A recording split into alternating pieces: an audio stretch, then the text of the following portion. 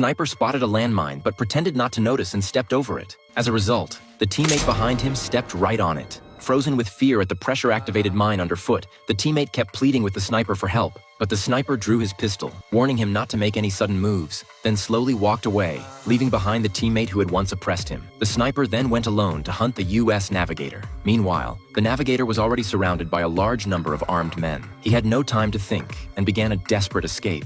Unfamiliar with the terrain, he couldn't shake his pursuers. As he was about to be caught, he stumbled into a large pit. When the armed men arrived, they couldn't find any trace of him. The stench in the pit forced them to abandon the search. By a stroke of luck, the Navigator survived. He climbed out of the stone pit and spent the night hiding on a cliff. The next day, he continued moving toward the designated extraction point. Along the way, he passed an abandoned factory. After carefully checking and confirming there were no enemies, he prepared to move quickly, but after only a few steps, he realized the floor was riddled with booby traps. While hesitating, the armed men caught up, and he had no choice but to dodge the traps and run. The enemies fired behind him, accidentally triggering one of the booby traps. In a life-or-death moment, the Navigator pushed his limits, successfully escaping the blast zone. By the time the sniper arrived, the Navigator had reached the extraction point and was contacting headquarters via radio, but the captain ordered him to run another 5 kilometers to the safest pickup location. Reluctantly, the Navigator agreed. As the captain laid out the tactics, the commander arrived on the scene and handed over the rescue mission to the French. The captain dared not refuse and had to comply.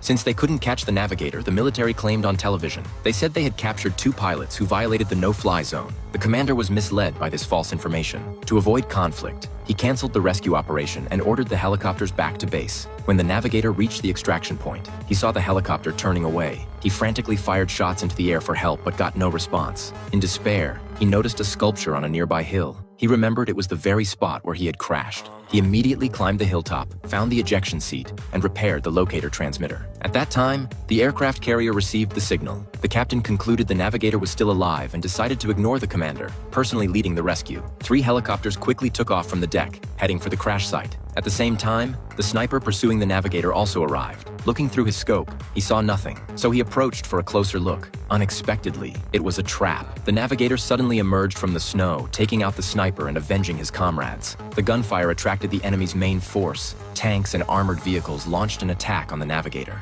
In a critical moment, the rescue team arrived just in time. The Navigator grabbed the rescuer's arm and successfully boarded the helicopter to escape.